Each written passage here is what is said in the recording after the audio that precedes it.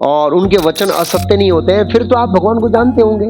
तो ब्रह्मा जी कहते हैं यहाँ पर इस श्लोक के अंदर बहुत महत्वपूर्ण, जो आज का विषय है कि भगवान कृष्ण को कोई नहीं जान सकता पूर्ण रूप से। श्रील प्रभुपाद जी ने कहा, कोई 12 साल तक कंटिन्यूस मॉर्निंग प्रोग्राम करता है तो उसके वाक्य ब्रह्म वाक्य बन जाते हैं। यस, श्रील प्रभुपाद जी का स्टेटमेंट है। मॉर्निंग प्रोग्राम में इस्कॉन की मंगला आरती सुबह 4:30 से लेकर 9 बजे तक नॉन स्टॉप कोई करता है भक्ति भावना के उद्देश्य से, वो बोलता है वो ब्रह्म वाक्य हो जाता है। ऐसा कौन विद्वान है जो आपके गुणों का आलंकन कर सकता है? आलंकन में गूंज सकता है। ऐसा कोई व्यक्ति नहीं देखता हूं जो आपके दिव्य गुण, आपकी दिव्य शक्तियां, आपके दिव्य ऐश्वर्यों का कोई काउंट कर सकता है। ऐसा मैं नहीं देखता हूं, ब्रह्मा जी कहते हैं।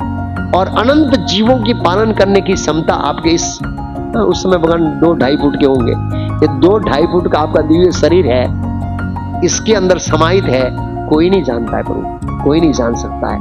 तो कोई प्रश्न कर सकता है, फिर तो भगवान को जानने का प्रयास ही क्यों करना भाई? इतने महान है, ब्रह्मा जी नहीं जानते, शिव जी नहीं जानते, देवता नहीं जानते, तो हम छोड़ देते प्रयास करना क्योंकि जान नहीं पाएंगे। नहीं, कुछ हद तक जान सकते हैं हम कृष्ण को, कुछ हद तक, पूर्ण रूप से नहीं जान सकते, कुछ हद तक भक्त लोग जानते हैं। कैसे जान सकते हैं? तो ब्रह्मा जी कहते हैं अपनी स्तुति में, ओम नमो भगवते वासुदेवाय,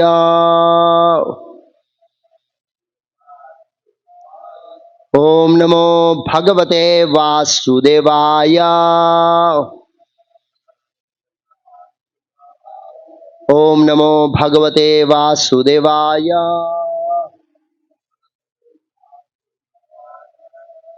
श्रीमद् भागवतम स्कंद 2 अध्याय 6 पुरुष सूक्त की पुष्टि, श्लोक संख्या 31 से 38 और 35वां श्लोक लेंगे। साहा अहम समामनायमयः तपोमयः प्रजापतीनां अभिवंदितः पतिः आस्थाय योगम निपुणम समाहिता स्तम न अध्यगच्छम यथा आत्मसंभवा सो अहम समाम्नायमं तपोमयम। तपोमय से हाँ बोलिए।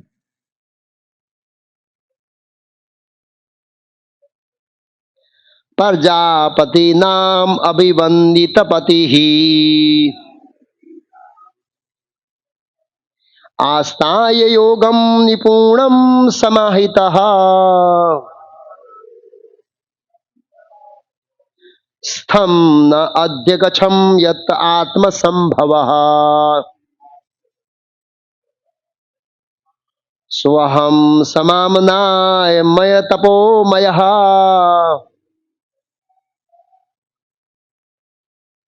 प्रजापतीनां अभिवंदित पतिः आस्ताय योगम निपुणम समाहिता स्तम न अध्यगच्छम यत् आत्मसंभवः सोहम समाम्नायमयस्तपोमयः।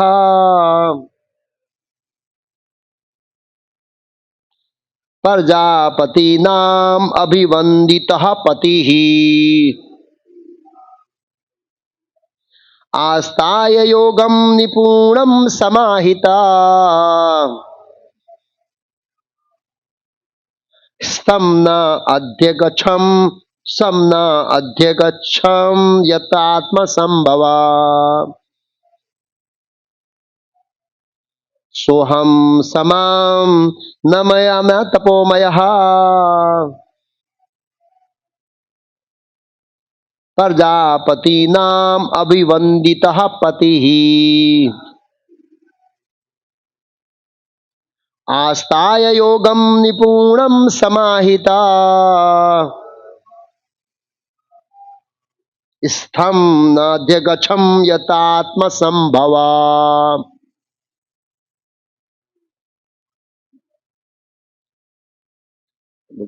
तो क्या लांबू है पैराग्राफ श्लोक में उच्चारण में पहले इजी पड़े थोड़े गैप आपी देवानी आम पूर्ण करता लोगों लांबू ना भावे।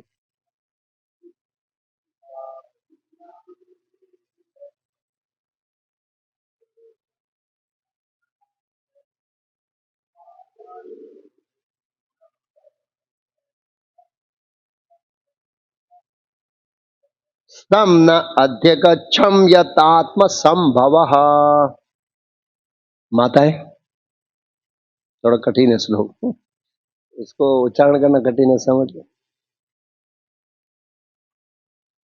सोहम समामनाय मयस्तपोमयः प्रजापतीनाम अभिवंदिता पतिः आस्ताय योगम निपुणम समाहिता स्तम न अध्यगच्छम यत आत्म संभव। शब्दार्थ अनुवाद और तात्पर्य शिला अभिचरणारविंद भक्ति वेदांत स्वामी प्रभुपाद इस्कॉन संस्थापक आचार्य द्वारा। साहम मैं स्वयं महान ब्रह्मा समामनायमय वैदिक ज्ञान की शिष्य परंपरा की श्रेणी में तपामय समस्त तपस्याओं से युक्त प्रजापति नाम जीवों के समस्त पुरखों का अभिवंदित पूज्य पति ही स्वामी आस्थाय सफलतापूर्वक अभ्यास किया हुआ योगम योग शक्ति निपुणम अत्यंत पटु समाहितः स्वरूप सिद्ध तमः परमेश्वर को न नहीं अध्यगछम ठीक से समझा यतः जिनसे आत्मा स्वयं संभवः उत्पन्न। अनुवाद मेरे पीछे दोहराइए। यद्यपि मैं वैदिक ज्ञान की शिष्य परंपरा में दक्ष महान ब्रह्मा के रूप में विख्यात हूं और यद्यपि मैंने सारी तपस्याएं की है तथा यद्यपि मैं योग शक्ति एवं आत्मा साक्षात्कार में पटु हूं और मुझे सादर प्रणाम करने वाले जीवों के महान प्रजापति मुझे इसी रूप में जानते हैं, तो भी मैं उन भगवान को नहीं समझ सकता जो मेरे जन्म के मूल उद्भव है। तात्पर्य इस ब्रह्मांड में समस्त जीवों में श्रेष्ठ ब्रह्मा जी स्वीकार कर रहे हैं कि वैदिक ज्ञान में अपने पांडित्य, अपनी तपस्या, संयम, योग शक्ति तथा आत्मा साक्षात्कार के बावजूद एवं जीवों की पुरखों महान प्रजापतियों द्वारा पूजित होने पर भी परमेश्वर को जान पाने में अक्षम है। अतएव परमेश्वर को जानने के लिए इतनी योग्यताएं पर्याप्त नहीं है। ब्रह्मा जी भगवान को थोड़ा थोड़ा तब समझ पाए जब वे अपने हृदय की उत्कंठा से हृदय उत्कंठ्यवताम उनकी सेवा करने का प्रयत्न कर रहे थे, जो भक्ति में सेवा का भाव है। अतः भगवान की सेवा की निष्ठापूर्ण उत्कंठा द्वारा ही जाना जा सकता है। वैज्ञानिक या ज्ञानी होने या योग शक्ति की प्राप्ति की भौतिक योग्यता द्वारा नहीं। इस तथ्य की पुष्टि भगवद गीता 18.54-55 में स्पष्ट हुई है। ब्रह्मभूत प्रसन्नात्मा न सोचती न कांक्षति सम सर्वेषु भूतेषु मद भक्ति लभते परा भक्त्या माम अभिजानाति यावान च अस्मि ततः ततो माम ततो विशदे तदंतरम। वैदिक ज्ञान, तपस्या आदि उपयुक्त उच्च योग्यताओं को प्राप्त करके भक्ति मार्ग में केवल आत्मक साक्षात्कार सहायक बन सकता है, किंतु भक्ति मई सेवा के अभाव में मनुष्य अपूर्ण बना रहता है, क्योंकि उस साक्षात्कार की स्थिति में भी वह परमेश्वर को यथारूप में नहीं जान पाता। आत्मा साक्षात्कार द्वारा मनुष्य भक्त बनने का पात्र ही हो जाता है और भक्त सेवा भाव में भक्त्या ही कर्म से भगवान को जान सकता है, किंतु विसंदेह में प्रवेश करता है वह गलत आश्रय नहीं लेना चाहिए। बाकी का जो तात्पर्य है उसकी चर्चा हम पॉइंट टू पॉइंट करेंगे। ओम अज्ञान तिमिरांधस्य ज्ञानांजन शलाकया चक्षुरुन्मीलितं येन तस्मै श्री गुरुवे नमः। नमो ओम विष्णु पादाय कृष्ण पृष्ठाय भूतले श्रीमते भक्ति वेदांत स्वामिन इति नामिने। नमस्ते सारस्वती देवे गौरवाणी प्रचारिणे निर्विशेष शून्यवादी पाश्चात्य देशतारिणे। श्री कृष्ण चैतन्य प्रभु नित्यानंद श्री अद्वैत गदाधर शिवासादि गौर भक्तविंद। हरे कृष्णा कृष्णा कृष्णा हरे हरे, हरे राम राम राम हरे हरे। तो बहुत ही महत्वपूर्ण विषय है आज का। आज का विषय है कि भगवान कृष्ण को पूर्ण रूप से कोई नहीं जान सकता, स्वयं भगवान कृष्ण भी नहीं जान सकते। आप बोलेंगे ये कैसा है? मैं नहीं बोल रहा हूं, स्वयं कृष्ण बोल रहे हैं, ब्रह्मा जी बोल रहे हैं। भगवान कितने महान हैं, उनके गुण कितने महान हैं, उनकी शक्तियां कितनी अनंत है, ये ब्रह्मा जी, शिव जी और स्वयं कृष्ण नहीं जान सकते। ये आज का विषय है, उसको समझेंगे। तो आज हमने जो श्लोक लिया है वो 35वां श्लोक है। उससे पहले 4 श्लोक बाकी है, उसको पहले मैं सीरीज में लूंगा तो ये श्लोक समझ में आएगा। यहां पर जो विषय चल रहा है वो विषय चल रहा है नारद जी के द्वारा पूछे गए प्रश्नों का उत्तर दे रहे हैं ब्रह्मा जी। नारद जी ने इस ब्रह्मांड के बारे में प्रश्न पूछा था। ब्रह्मा जी का स्रोत, मतलब ब्रह्मा जी कहां से उत्पन्न हुए हैं, आपके पिता कौन है और वो कहां रहते हैं, उनके नाम गुण रूप क्या है, वो जानने के इच्छुक थे नारद जी। ये ब्रह्मांड कैसे बना है, किन तत्वों से बना है, इसकी कैसे गति होती है, कैसे इसका नाश होता है, इसका संचालन कौन करते हैं, अलग अलग प्रकार से ब्रह्मांड के संबंधित प्रश्न पूछे थे। तो 2 प्रश्नों का उत्तर बाकी रह गया था, बस पूरा हो जाएगा आज नारद जी के प्रश्न। तो नारद जी के एक प्रश्न था, लगभग 6 प्रश्न पूछे थे नारद जी ने। उसमें से उनका दूसरा प्रश्न था कि ब्रह्मांड का आश्रय कौन है, आश्रय। तो ब्रह्मा जी कहते हैं नारायण भगवती इदम विश्वम आहितम गृहीतम मायो गुण सर्ग आवगुण स्वतः नारायण भगवती तद इदम विश्वम अहितम। भगवान नारायण इस विश्व के क्या है, आश्रय है, इस ब्रह्मांड के आश्रय है, इस ब्रह्मांड, सारे ब्रह्मांडों के आश्रय है। नारायण भगवती इदम विश्व समाहितम गृहीतम मायोर गुण, वो प्रकृति के 3 गुणों से परे होते हुए भी स्वतः इस ब्रह्मांड को आश्रय के रूप में स्वीकार करते हैं और स्वयं गुणों से अलिप्त रहते हैं। जैसे वो कमल होता है, वो कमल पानी से अलिप्त रहता है, ऐसे भगवान अलिप्त रहते हैं इस तरह से। फिर नारद जी को 5वां प्रश्न था, किसके आधार पर ये सब किसके आधार पर चलता है? तो ब्रह्मा जी कहते हैं सर्जामी तन्नी युक्तो अहम, मैं उनकी इच्छा से, उनकी इच्छा में कौन, नारायण पदे, भगवान नारायण की इच्छा से मैं सर्जन करता हूं।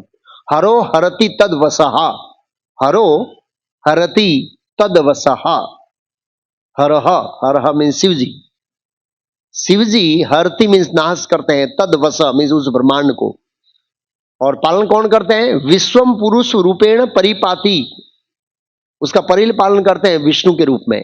मतलब मैं ब्रह्मा के रूप में इस ब्रह्मांड का सर्जन करता हूं उनकी इच्छा से, अपने आप स्वतंत्र रूप से नहीं। कोई भी सरकारी कर्मचारी स्वतंत्र नहीं है, वो सरकारी कर्मचारी है, वो ऊपरी अधिकारी का आदेश का पालन करता है, उनके आदेश से मैं काम करता हूं, ऐसे हम बता सकते हैं, बात करते हैं। तो ऐसे ब्रह्मा जी कहते हैं मैं उन नारायण के आशीर्वाद से, नारायण की इच्छा से सर्जन करता हूं और वही नारायण के स्वरूप में श्रीरुद्रक साहिब विष्णु के रूप में इस ब्रह्मांड का पालन करते हैं, और शिव जी क्या करते हैं, उनकी इच्छा से संहार करते हैं। त्रिशक्ति धृक कहा, 3 शक्तिमान नियामक है, ये शक्तियों के शक्तिमान नियामक है। फिर ब्रह्मा जी बता रहे हैं, हे नारद जी, मैंने आपके सभी प्रश्नों का उत्तर दे दिया। मैं 6 प्रश्न थे। इति ते ही बेतम तात, तात शब्द का प्रयोग किया है। तात, तात मीन्स पुत्र। यथा इदम अनुपृच्छामि, यथा इदम अनुपृच्छामि मतलब जिस तरह से तुमने पूछा था मैंने उत्तर दे दिया। सारांश के रूप में न अन्यद भगवत किंचित द्वायम सद असद आत्मकम, न अन्यद, अन्य कोई नहीं, भगवत भगवान के सिवाय, किंचित भाव्यम, ये किंचित मात्र चीज है, वो नारायण के सिवाय इसका कोई अस्तित्व नहीं है। सभी के आविर्भाव, सभी के स्रोत भगवान नारायण है। सद असद आत्मकम, सद असद मतलब जो जड़ और चेतन दोनों, इस संसार में 2 चीज है, कुछ जड़ चीज है, कुछ चेतन है। हम चेतन है, हाथ हिला सकते हैं, माइक अपने आप नहीं बोल सकता क्योंकि वो जड़ है।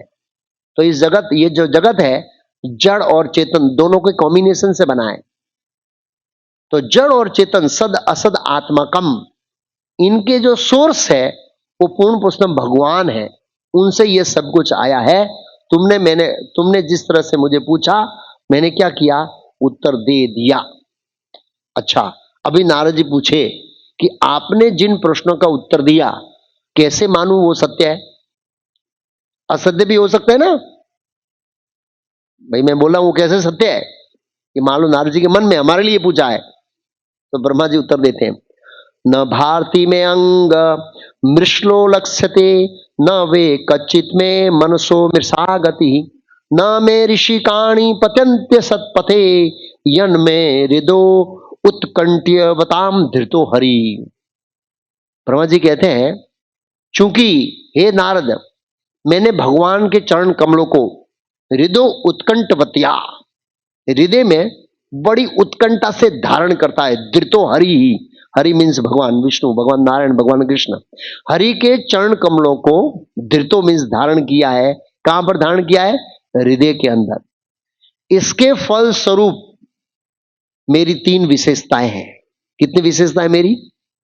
पहली विशेषता, न मैं भारती में अंगा, मेरे वचन कभी असत्य नहीं होते हैं। इसको कहते हैं ना ब्रह्म वाक्य। हम बोलते हैं ना कई बार ब्रह्म वाक्य। ब्रह्म वाक्य का मतलब क्या है? जो बोल दिया वो सत्य हो जाएगा, बस उसको ब्रह्म वाक्य बोलते हैं, ब्रह्मा जी कहते हैं।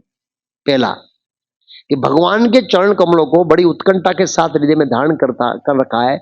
इसके फलस्वरूप मैं जो बोलता हूं सत्य होता है। श्रील प्रभुपाद जी ने कहा, कोई 12 साल तक कंटिन्यूस मॉर्निंग प्रोग्राम करता है तो उसके वाक्य ब्रह्म वाक्य बन जाते हैं। यस, श्रील प्रभुपाद जी का स्टेटमेंट है। मॉर्निंग प्रोग्राम मीन्स इस्कॉन की मंगला आरती सुबह 4:30 से लेकर 9 बजे तक नॉन स्टॉप कोई करता है भक्ति भावना के उद्देश्य से, वो बोलता है वो ब्रह्म वाक्य हो जाता है। ये प्रभुपाद जी की स्टेटमेंट है, इतना पावरफुल है मंगला आरती ऐसे। तो पहला है मैं जो बोलता हूं वो नहीं होता है। फिर दूसरे का मनसो मृषा गति, मेरा मन है उसकी गति अवरुद्ध नहीं होती है। मतलब मैं जानना चाहता हूं, जैसे अभी है हम जानना चाहते हैं ब्रह्मलोक में क्या हो रहा है, नहीं जान पाएंगे। अरे ब्रह्मलोक में नहीं, हमारे घर में क्या हो रहा है वो भी नहीं जान पाएंगे।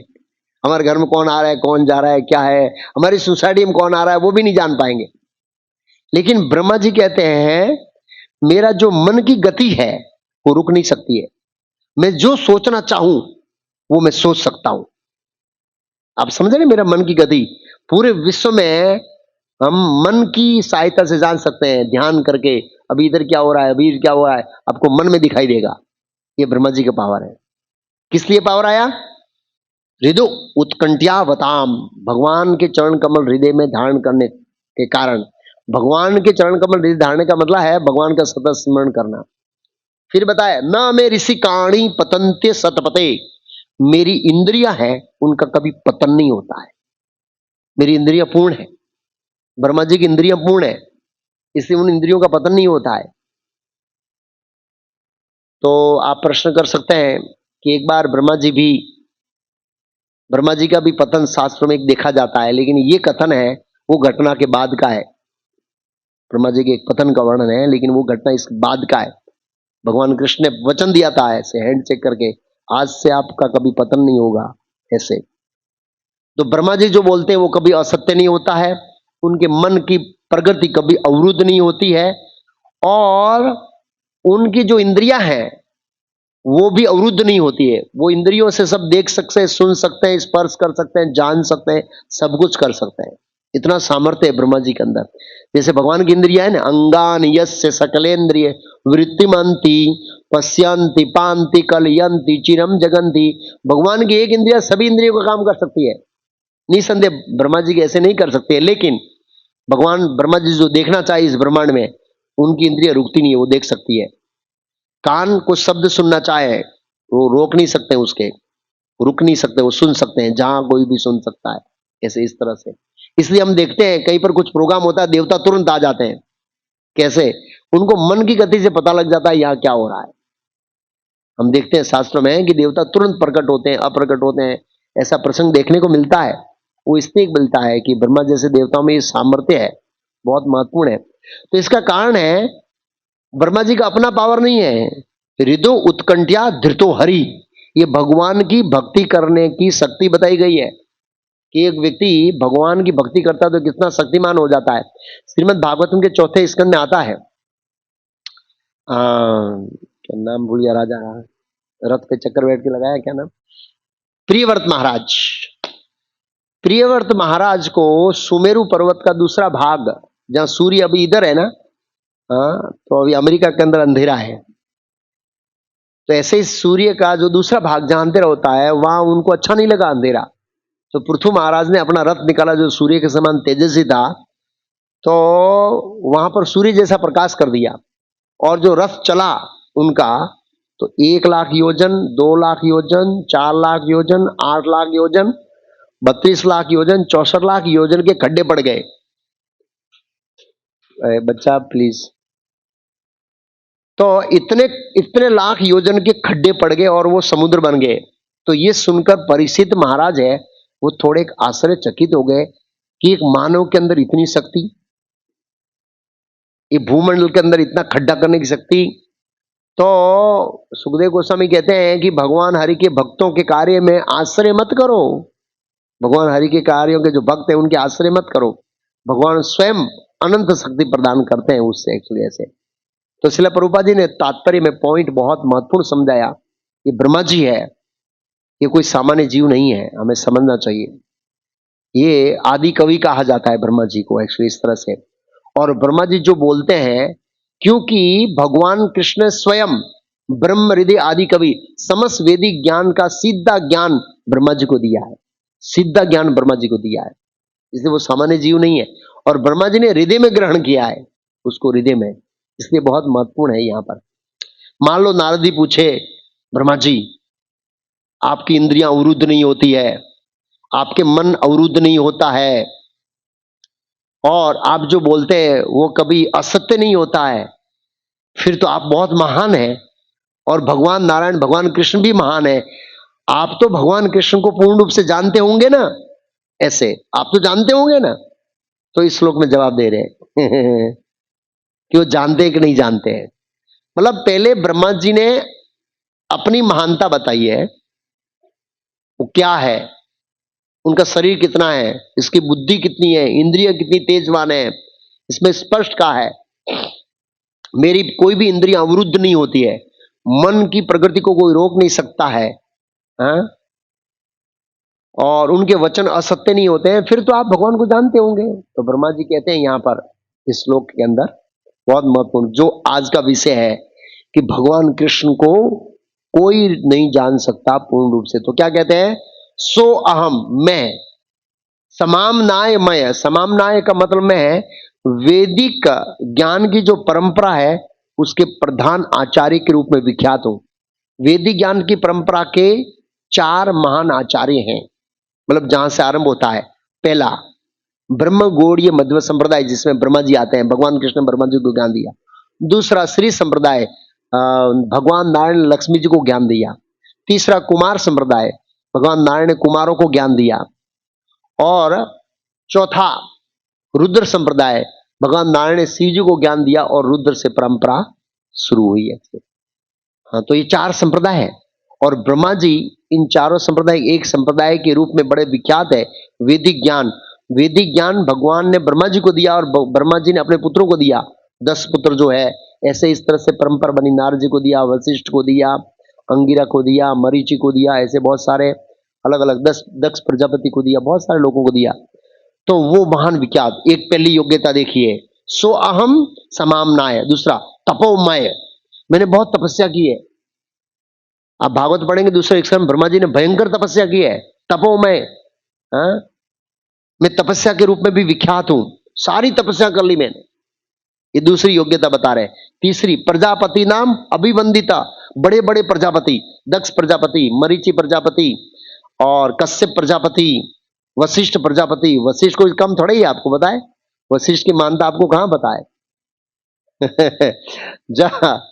जब वशिष्ठ बहुत बड़े प्रजापति है, रामायण में कथा आती है कि वशिष्ठ और विश्वामित्र के साथ मन मुटाव हो गया। विश्वामित्र है वो वशिष्ठ का पद लेना चाहते थे, वशिष्ठ के जैसा ब्रह्म ऋषि, वो पद है ब्रह्म ऋषि का पद। तो ब्रह्मास्त्र, ब्रह्मास्त्र बहुत बड़ा दिव्यास्त्र है, उसको कोई क्या बोलते हैं, उसको कोई नकार नहीं सकता। ब्रह्मास्त्र से ब्रह्मास्त्र का सामना करना पड़ता है, इतना दिव्यास्त्र महान है। जब अश्वत्थामा ने चलाया तो अर्जुन ने भगवान कृष्ण से पूछा, ये सब इतना प्रकाश कहां से आ रहा है? बोला ब्रह्मास्त्र। एक ब्रह्मास्त्र दूसरे ब्रह्मास्त्र का सामना कर सकता है, चलाओ दूसरा ब्रह्मास्त्र। दोनों ब्रह्मास्त्र टकराने की बारी आई तो ये बहुत बड़ा हल्ला मचने वाला था। भगवान ने कहा दोनों को खींच लो, तो अर्जुन ने दोनों को खींच लिया, उसको टकराने नहीं दिया।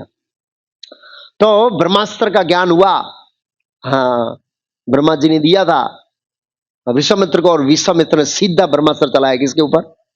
वशिष्ठ के ऊपर। और वशिष्ठ ऐसे सोते हुए मालिश करा रहे थे, मालिश मालिश करा रहे थे और पीठ जल रही थी। तो उन्होंने अपनी योग दृष्टि से जाना, पीठ क्यों जल रही है? अच्छा, ये विश्वामित्र का ब्रह्मास्त्र है। एक ऐसे तड़का लिया, फट देना फेंक दिया, उसका ब्रह्मास्त्र विफल हो गया। ये वशिष्ठ है, ब्रह्मास्त्र को विफल करना मतलब इतना सामान्य चीज नहीं है। वो ब्रह्मदंड था, वो एक घास का तड़का लिया, खाली ऐसे ही फेंक दिया तो उसका ब्रह्मास्त्र विफल हो गया। तो विश्वामित्र तो हतोत्साहित हो गए, बोला ये क्या चीज है? तो ये प्रजापति है, वशिष्ठ है, दक्ष है, 10 प्रजापति है, ऐसे टोटल 10 प्रजापति है। तो कहने का मतलब है ये प्रजापति नाम अभिवंदित, ये प्रजापति मुझे अभिवंदित करते हैं और वो लोग मुझे इसी रूप में जानते हैं। और क्या आपकी योग्यता है? आस्था योगम निपुणम समाहितम, योग शक्तियों का स्वामी हूं। ब्रह्मा जी के पास बहुत बड़ी योग शक्तियां हैं, लोग मुझे जानते हैं, मेरे पास योग शक्तियां हैं। ये 4 योग्यता बताई। कितनी योग्यता बताई? 4 योग्यता। और आत्मा साक्षात्कार में पटी हूं। लास्ट श्लोक में लिखा यत आत्मा संभव, यत मतलब मैं आत्मा साक्षात्कार में पटू हूं। तो 4 योग्यता बताई ब्रह्मा जी की। पहली योग्यता क्या है? समामनाय मय, वैदिक परंपरा का फर्स्ट आचार्य। दूसरा तपोमय, समस्त तपस्याओं से युक्त। तीसरा है योग शक्ति और आत्मा साक्षात्कार में पटु। और चौथा है प्रजापति नाम अभिवंदित, बड़े बड़े प्रजापति मुझे अभिवंदित, वंदना करते हैं, क्योंकि वो मूल प्रजापति है ब्रह्मा जी, पहले प्रजापति, वो दूसरे सेकंड प्रजापति है। इस तरह से तो प्रभुपाद जी श्लोक के तात्पर्य में लिखा है कि ब्रह्मा जी के पास ये 4 योग्यता होने के बावजूद भी ब्रह्मा जी कहते हैं कि मैं भगवान को नहीं समझ सकता हूं। जो मेरे जन्म के मूल उद्भव है, मैं उनको नहीं समझ सकता हूं। आप सोचिए भगवान कितने महान होंगे, पहले ये सोचिए। क्या जानते हैं हम कृष्ण के बारे में? और क्या बोल रहे हैं यहां पर ब्रह्मा जी कि मेरे अंदर इतनी बड़ी योग्यता होने के बावजूद भी मैं कृष्ण को नहीं जानता हूं कि वो कितने महान है। स्वयं भगवान कृष्ण उद्धव जी को एक श्लोक कहते हैं, बड़ा सुंदर उद्धव श्लोक है, कैसे मुझे जानते नहीं है, कैसे जान सकते हैं? न साधयति माम योगो, हे उद्धव, योग तपस्या से, योग से मेरे को नहीं जान सकते। न सांख्य, सांख्य योग को नहीं, सांख्य योग के माध्यम से मुझे नहीं जान सकते। सांख्य योग क्या है? सांख्य योग वो है जो 26 तत्व है, पृथ्वी जल अग्नि वायु आकाश मन बुद्धि अहंकार और प्रकृति के 3 गुण, 5 ज्ञानेंद्रिया, 5 कर्मेंद्रिया, 5 इंद्रियों के विषय और महातत्व, ये 24, आत्मा और परमात्मा 26। ये 26 तत्व किस तरह से, 2 का सर्जन नहीं होता, बाकी को होता है सर्जन होता है, और कैसे विनाश होता है, इनको कहते हैं सांख्य योग। तो सांख्य योग को समझने से नहीं समझ, धर्म वर्णाश्रम धर्म का पालन करने से मुझे नहीं जान सकते हैं उद्धव, न स्वाध्याय वेदों का अध्ययन करने से मुझे नहीं जान सकते हैं। ब्रह्मा जी कहते हैं क्या, वेदेषु दुर्लभम अदुर्लभम आत्मात भक्तो, वेदेषु दुर्लभम, वेदों में मेरे मुझे जानना बड़ा दुर्लभ है। वेदेषु दुर्लभम अदुर्लभम आत्मात भक्तो, अदुर्लभ का मतलब है सुलभ हूं, आत्मात भक्तो, मेरे जो भक्त है आत्मात में शुद्ध भक्त है उसके लिए मैं सुलभ हूं। न तपस्या से मुझे नहीं जान सकते, त्याग से मुझे नहीं जान सकते हैं। तो ऊपर की जो बताई है योग्यता ब्रह्मा जी के अंदर जो भी है उसको नहीं जान सकते आप। क्यों? भगवान बहुत महान है। स्वयं ब्रह्मा जी कहते हैं श्रीमद् भागवतम के 10वें स्कंद के 14वें अध्याय के 7वें श्लोक में, बड़ी सुंदर स्तुति है। श्रीमद् भागवत का जो 10वां स्कंद है और उसका 14वां अध्याय है वो ब्रह्मा जी की स्तुति है। वो ब्रह्मा जी स्तुति कब करते हैं? ब्रह्मा जी तब स्तुति करते हैं जब वो बछड़ों का हरण करते हैं और भगवान कृष्ण अपने आप को बछड़ों के रूप में जब विस्तार कर देते हैं और ब्रह्मा जी देखते हैं और फिर ब्रह्मा जी को एहसास होता है ये सामान्य लड़का नहीं है, स्वयं पर ब्रह्म है, तो फिर वो आके स्तुति करते हैं, बड़ी सुंदर स्तुति करते हैं। उसमें एक पॉइंट है वो, गुण आत्मनस्ते अपि गुणान विमातुम हितवावति हीरनस्य का ईश्वरस्य कालेन येरवा विमिता सुकल्पे भूपा सौमे मिहिका दुबास। ब्रह्मा जी ने कहा आगे आने वाले समय में साइंस जब बहुत एडवांस हो जाएगा और कोई बहुत बड़ा वैज्ञानिक आएगा या विद्वान दार्शनिक आएगा तो पृथ्वी के सारे परमाणु को काउंट कर सकता है। ब्रह्मा जी के ना आने वाले समय में, काले ने येरवा, काली में आने वाले समय में, मतलब ब्रह्मा जी के समय में कोई ऐसा व्यक्ति नहीं था कि जो पृथ्वी के परमाणु को गिन सकता है। इसे ब्रह्मा जी कहते हैं हो सकता है आने वाले समय में कालेन येरवा विमित सुख संकल्प है, वो वैज्ञानिक पृथ्वी के कण कण को गिन सकता है या कोई विद्वान दार्शनिक आ जाए वो गिन सकता है? हिम के कण, बर्फ के कण को गिन सकता है, सूर्य ग्रह नक्षत्र तारे चंद्रमा की जो किरणें निकलती है उसको गिन सकता है। लेकिन वो व्यक्ति ऐसा कौन विद्वान है जो आपके गुणों का अलंकन कर सकता है? अलंकन मीन्स गुण सकता है। ऐसा कोई व्यक्ति नहीं देखता हूं जो आपके दिव्य गुण, आपकी दिव्य शक्तियां, आपके दिव्य ऐश्वर्यों का कोई काउंट कर सकता है, ऐसा मैं नहीं देखता हूं। ब्रह्मा जी कहते हैं फिर भी आप इतने महान होते हुए भी क्या लगा, भूमा, भूमा मीन्स पृथ्वी, भूमा खे मिहिका धुबास, आप बद्ध जीवों के कल्याण के लिए, ये भूवासियों के कल्याण के लिए अपने दिव्य शरीर के अंदर क्या हुए हैं, प्रकट हुए। आप सोचिए ब्रह्मा जी कितना महान स्टेटमेंट दे रहे हैं कि आने वाले समय में कोई वैज्ञानिक, कोई वेदांती, कोई दार्शनिक में फिलोसोफर पृथ्वी के कण परमाणु को काउंट कर सकता है, सूर्य चंद्र ताराओं और बर्फ के कण को गिन सकता है, आपके गुणों को गिनना आसान नहीं है। इतने महान है कृष्ण भगवान, शास्त्र पढ़ने चाहिए। पितामह भीष्म अपनी स्तुति में कहते हैं जब पितामह भीष्म बाणसैया पर होते हैं, पांडव उनसे मिलने जाते हैं तो पांडव देखते हैं पितामह भीष्म की स्तुति, तो पितामह भीष्म बड़े बाणसैया पर होते हैं। तो युधिष्ठिर महाराज को लगा कि दादा को मेरे कारण पीड़ा मिल रही है, बहुत पीड़ित है दादा। तो पितामह भीष्म जान गए कि युधिष्ठिर मेरी पीड़ा को देखकर विचलित है। तो पितामह भीष्म का अहो दुखम अहो अन्यायम ययु धर्म नंदना, अरे ये धर्म के पुत्रों को देखो, इन लोगों ने कितना अन्याय और कितना दुख सहन किया है, ऐसे उनके दुखों का वर्णन कर रहे हैं। और कुंती महारानी के बारे में बोल रहे तो उनके दुखों तो कहना ही क्या, ऐसे बहुत कष्ट झेले उन्होंने। फिर युधिष्ठिर महाराज जानना चाहते हैं हे पितामह भीष्म ये दुख क्यों आया? बोले ये तुम्हारे पूर्व जन्मों तुम्हारे पूर्व जन्मों का पाप कर्म का फल नहीं है, ये तो काल का प्रभाव है। अच्छा ये काल किसके अंदर में? बोला काल कृष्ण के अंदर में। तो हमको ये दुख क्यों आया आप कृष्ण से पूछिए ना। नहीं, कोई नहीं जान सकता। न ही अस्य कचित राजन पुमान वेद विदित सितम, न ही अस्य कर्चित राजन, कर्चित कोई भी व्यक्ति पुमान वेद सिद्धम, भगवान की इच्छाओं को नहीं जान सकता है।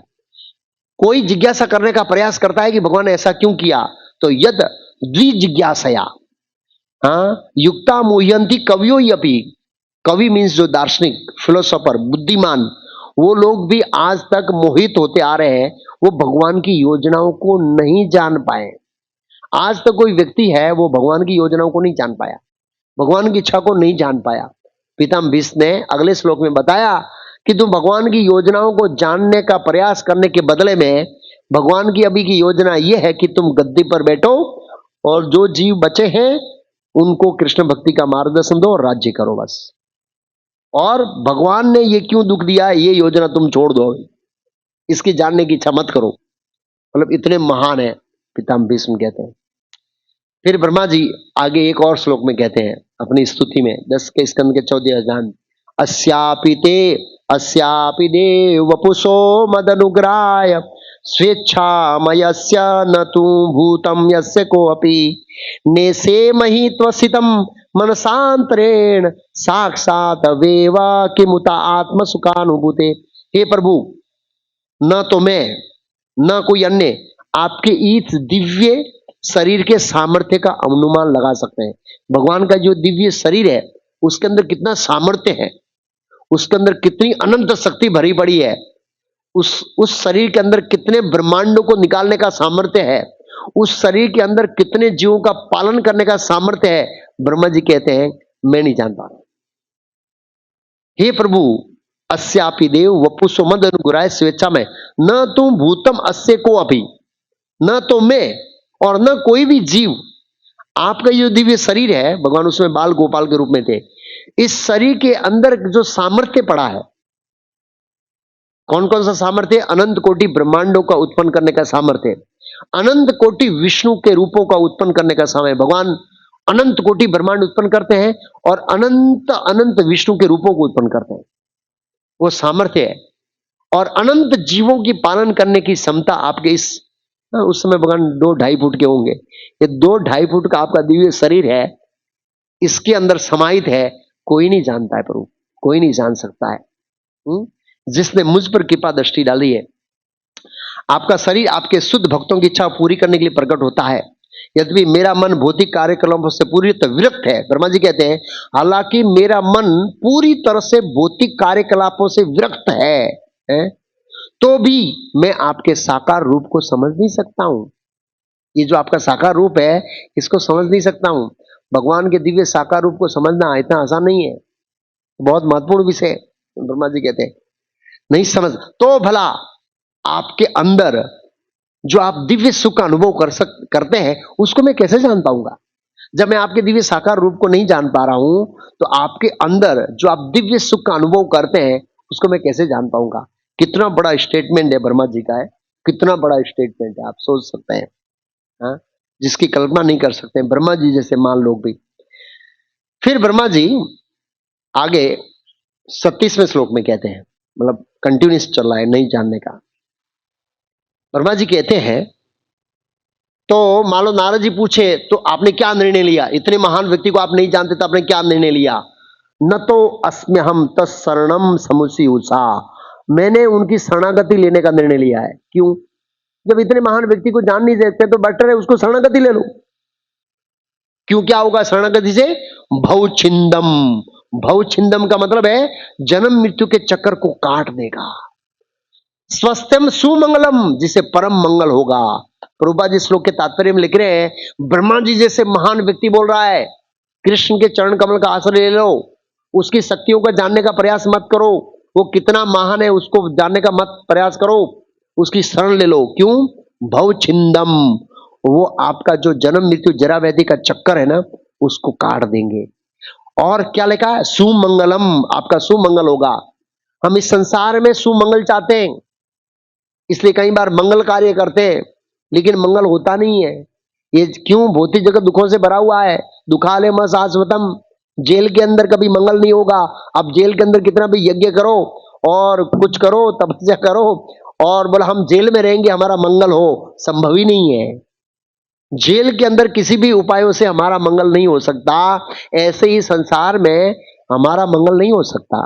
हमारा मंगल तब होगा जब भव छिंदम, हम जन्म मृत्यु जरा व्याधि से क्या करेंगे, बाहर निकलेंगे। आगे ब्रह्मा जी इसी श्लोक में कहते हैं, यो आत्माया विभम सह प्रयज्ञाद यथा नभम स्वात अंतरे। क्यों ऐसा आत्मा संभव कल्याण है और क्यों मुझे इनका समर्पण करना चाहिए? क्योंकि इसमें दिव्य सुख की अनुभूति होगी आपको, इसलिए समर्पण करना चाहिए। तो ये दिव्य सुख की सीमा क्या है, भगवान के ऐश्वर्य की सीमा क्या है? तो कहते हैं जिस तरह, यहां उदाहरण दिया, नभा नभा अंतरांतरे, जिस तरह आकाश की सीमाएं नहीं देख सकते हम, आप जहां भी जाओगे तो आकाश दिखेगा आपको, पता है? अमेरिका जाओगे तो आकाश, इधर जाओगे आकाश, आप स्वर्ग में जाओगे तो आकाश दिखेगा, पाताल में जाओगे आकाश दिखेगा, सभी जगह आकाश है, आकाश का कोई अंत नहीं है। ऐसे ही प्रभु आपकी सीमाओं का कोई अंत नहीं है। भगवान की जो सीमा है ना, उसका कोई अंत नहीं है। भगवान की शक्ति की सीमा नहीं है, ज्ञान की सीमा नहीं है, आनंद की सीमा नहीं है, किसी की सीमा ही नहीं है। इसलिए भगवान को एक नाम क्या कहते हैं, उसका नाम क्या एक है, अनंत। अनंत का मतलब क्या होता है? जिसका कोई अंत नहीं हो, उसको समझेंगे। भगवत गीता में अर्जुन ने अनंत के बारे में अच्छा बताया है ऐसे।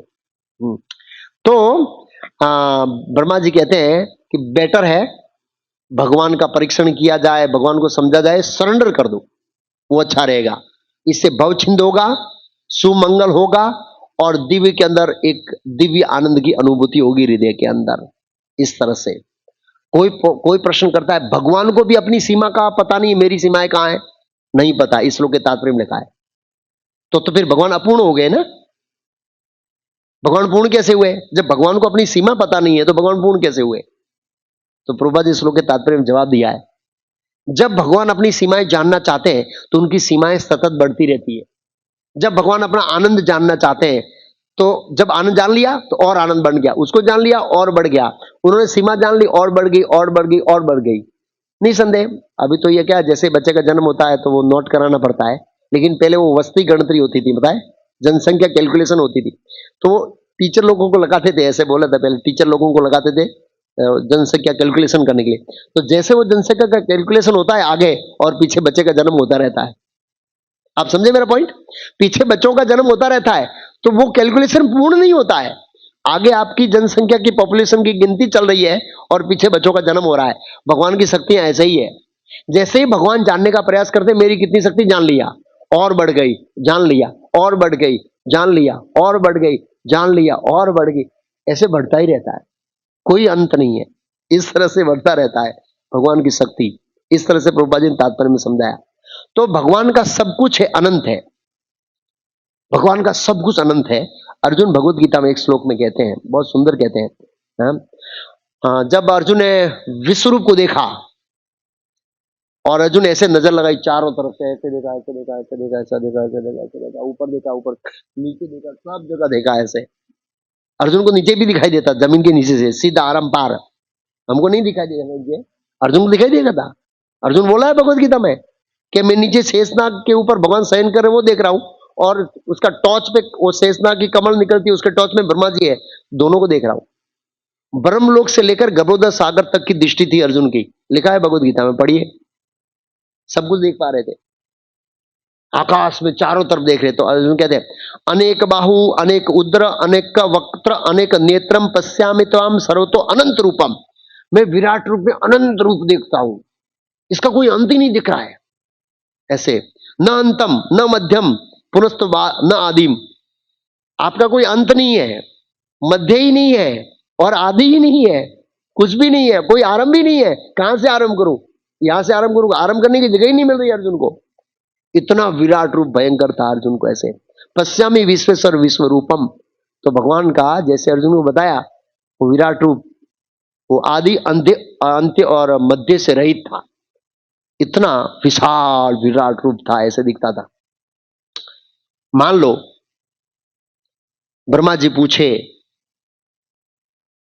कि क्या और कोई देवता इत्यादि नहीं जानते हैं? भगवान इतने महान है, आप नहीं जानते तो शिव जी तो जानते होंगे ना, देवों के देव महादेव है, और कोई ऋषि मुनि जानते होंगे। भगवान स्वयं भगवत गीता में बोला, वो श्लोक है 10वें अध्याय का दूसरा श्लोक, क्या है श्लोक सुन याद है, 10 में 10.2, बहुत सुंदर लाइन, एक श्लोक, एक लाइन बोलेंगे तो बता दूंगा मैं। बस बहुत सुंदर है कि देवता मुझे नहीं जानते, महर्षि के नहा महर्षि नाम सर्वसा है।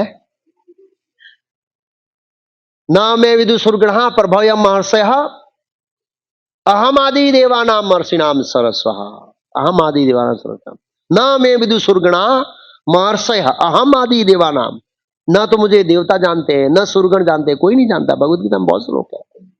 नारद जी पूछे कि ये प्रभु, मतलब ब्रह्मा जी को, तो 37वें श्लोक है, 35, 36 और 37वां श्लोक चला है। न अहम न यूयम, तुम भी नहीं जानते, ना मैं भी नहीं जानते हूं।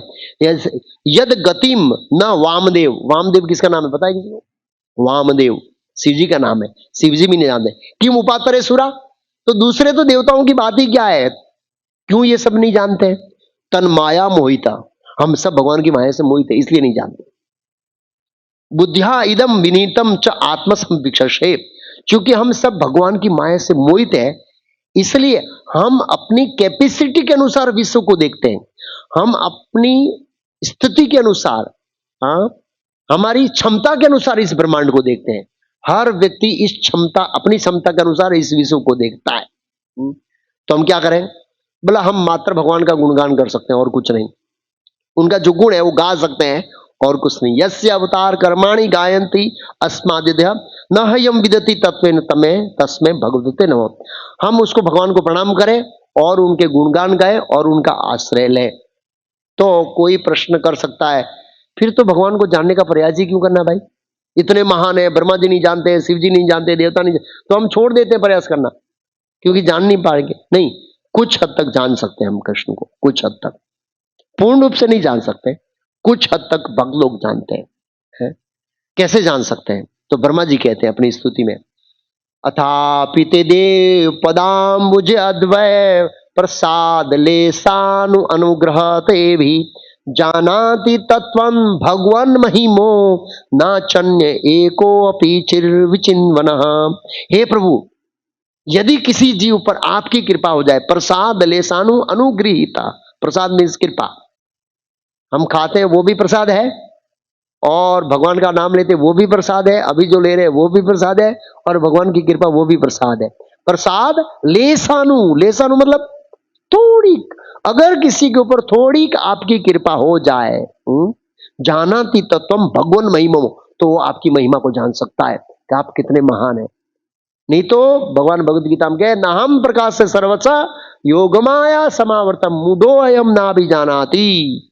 मैं जब मनुष्य रूप में अवतरित होता हूं, लोग मुझे मेरे यथा रूप में नहीं जानते हैं। नाहम प्रकाश से सर्वच योग माया समावर्त, मैं योग माया से आवृत रहता हूं, इसलिए लोग जानते हैं कृष्ण कपटी है, ये डरपोक है, द्वारका में चुप के बैठ गया समुद्र के बीच में और युद्ध में कपट किया, गोपियों के साथ खेला। ऐसे ऐसे बहुत सारे जो गलत धारणा है वो हम लेके बैठे रहेंगे। क्यों? क्योंकि भगवान की कृपा नहीं है। अथापि ते तेव पदाम्बुज अध्वम प्रसाद लेसानु अनुग्रह तेवी जानाति भगवत तत्तम महिमो, भगवान की महिमा को जान सकता है। वेदों का अध्ययन करने से आप नहीं जान सकते। वेदेषु दुर्लभम, दुर्लभ बताया, तो किस व्यक्ति पर भगवान की कृपा हुई कैसे पता लगेगा? लेस मात्र किसी के ऊपर कृपा हुई, उसका मापदंड क्या है?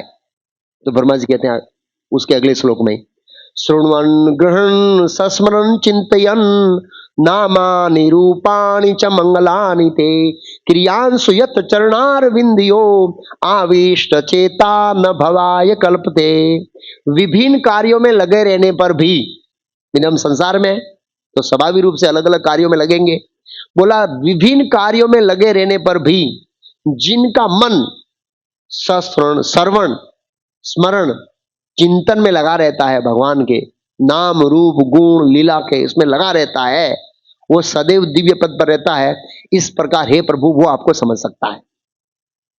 मतलब जिसको भगवान के स्मरण में, जब भगवान के कीर्तन में और भगवान के गुणों का गान में रुचि उत्पन्न हो गई है, अगर वो ऐसा कर रहा है तो समझना इसके ऊपर भगवान की क्या है? कृपा है। नहीं तो भगवान की कृपा नहीं है उसके ऊपर। ये बहुत महत्वपूर्ण विषय है। भगवान की कृपा होती है, इसका मतलब है उसको भगवान के नाम गुण रूप लीला का श्रवण कीर्तन में क्या होती है? रुचि। तो ये कैसे होगी?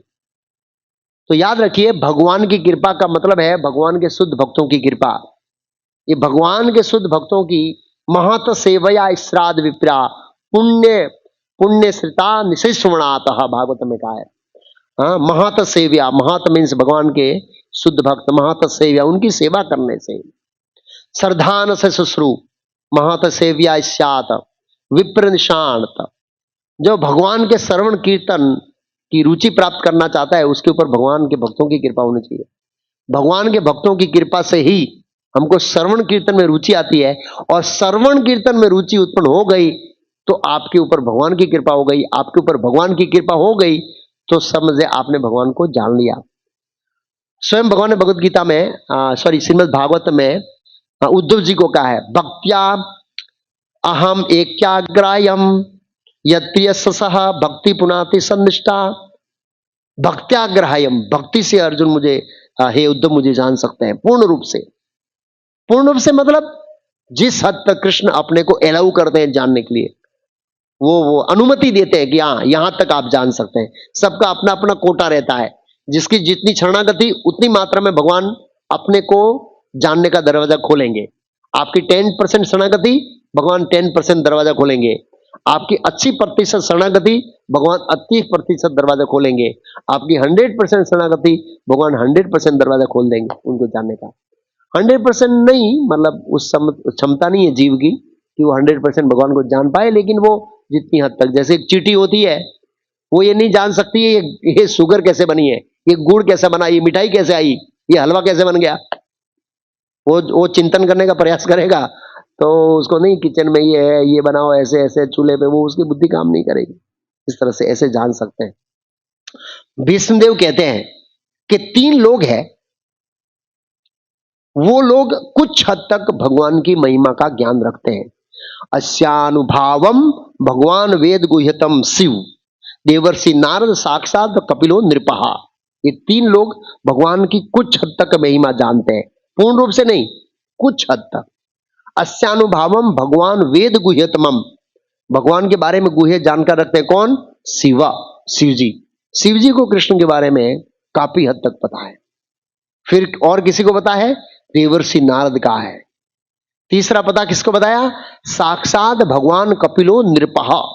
ये राजन 3 लोग हैं, ये प्रत्यक्ष रूप से भगवान के संपर्क में रहने के कारण सतत संपर्क में रहते हैं भगवान के। किस तरह संपर्क में रहते हैं? श्रवण करने से, स्मरण करने से और कीर्तन करने से। ये तीनों लोग, हम नारद जी को देखेंगे, शिव जी को देखेंगे, भगवान कपिल को देखेंगे, तो ये लोग सतत रूप से भगवान का श्रवण कीर्तन और स्मरण करते रहते हैं। इनके कारण उनकी चेतना है वो भगवान से जुड़ी हुई रहती है। जब किसी की चेतना भगवान से जुड़ी हुई रहती है तो भगवान अपना हृदय उसको खोल देते हैं, उनके ऊपर कृपा करते हैं। मैं अभी रूप गोस्वामी, जो हमारे आचार्य, यहाँ पर एक फोटो है, उनके जीवन चरित्र पढ़ रहा था। तो चैतन्य महाप्रभु वीर भाव के अंदर जगन्नाथपुरी में रथ यात्रा में राधा कृष्ण के वीर में कुछ श्लोक बोल रहे थे मन में, और वो श्लोक है वो रूप गोस्वामी ने कैप्चर कर लिया, और कैप्चर करके ताड़ पत्थर पर लिखकर एक झोपड़ी में ऐसे खोस दिया और स्नान करने के लिए गए। और चैतन्य महाप्रभु वहां पर आए और उन्होंने ताड़ पत्थर, अरे ये श्लोक, ये मेरे मन की बात कौन जान सकता है, रूप गोस्वामी कैसे जान सकते हैं। इसलिए रूप गोस्वामी का जो प्रणाम मंत्र है उसको कहते हैं श्री चैतन्य मनोभीष्टम। श्री चैतन्य मनोभीष्टम, मन का जो अभिष्ट है, मन की जो इच्छा है वो जान सकते हैं रूप गोस्वामी, श्री चैतन्य मनोभीष्टम।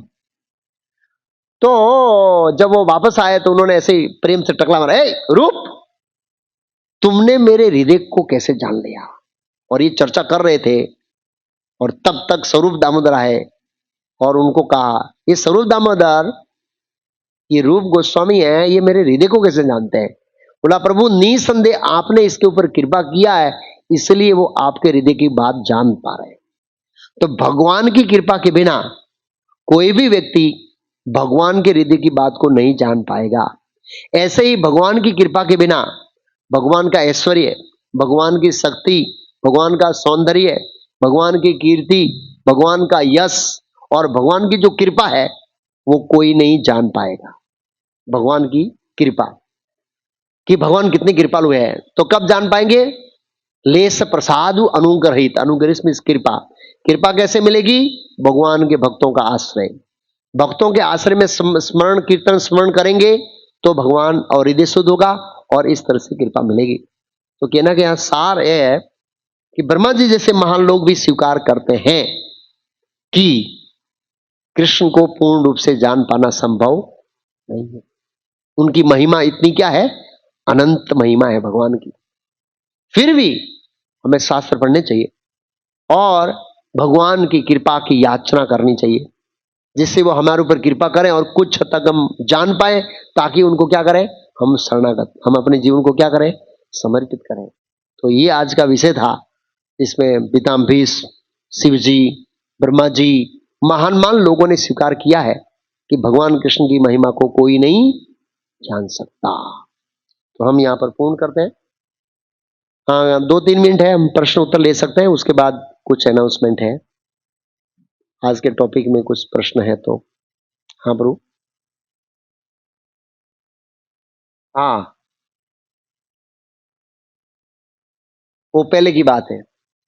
आत्मा साक्षात्कार के लेवल पर भी पतन हो सकता है प्रभु। आत्मा साक्षात्कार होने के बाद भी पतन हो सकता है। भगवान की माया शक्ति तो बहुत दुर्लभ है। लेकिन प्रभुपाद जी एक जगह लिखा, ब्रह्मा जी का जो पतन हुआ ये घटना पहले की है। उसके बाद भगवान ने हैंडशेक किया और बोला अभी आपका पतन कभी नहीं होगा। और ये जो ब्रह्मा ये बोल रहे हैं नारद जी को, ये बाद की बात है, पहले की बात नहीं है। ये घटना बाद की है?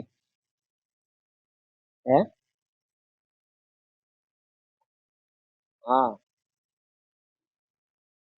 कौन शरीर धारण करता है? हाँ आता है, लेकिन जरूर नहीं आता है। जरूर नहीं है। वो ब्रह्मा जी भगवान का भक्त है तो थोड़ी योनि में आएगा, वो तो सीधा वैकुंठ जाएगा ना। भगवान का शुद्ध ब्रह्मा जी भगवान के शुद्ध भक्त हैं तो वो तो डाउन नहीं आएंगे, वो तो सीधा भगवत धाम जाएंगे ना। ब्रह्मा जी का पतन नहीं होता है। मतलब इसमें भगवान को प्रॉमिस किया है, उसके बाद की ये घटना है। भगवान ने ज्ञान कब दिया ब्रह्मा जी को? सृष्टि के आरंभ में ना। और ये प्रश्न तो बहुत बाद का है ना। नारद जी का उत्पन्न होने के बहुत बाद में है, क्योंकि वो 10 प्रजापति, ये प्रजापति उत्पन्न होने की बाद की घटना है ये तो। और वो घटना पहले की है इससे, पतन होने की सब। हाँ, वो घटना पहले की है। तो प्रभुपाद जी एक तात्पर्य में लिखा है कि ये घटना इसके पूर्व की है। नारद जी ने जब ब्रह्मा जी नारद जी को प्रॉमिस किया उससे पहले की घटना है। तब तक तो भगवान ने उनको वचन दे दिया था कि आपका पतन नहीं होगा। ऐसा है। भगवान का शुद्ध भक्त कौन थे? प्रतिजानी भक्त में बड़ी शुद्ध भक्त का पतन नहीं होता है खास करके। और ब्रह्मा जी अभी इस लेवल में शुद्ध भक्त है।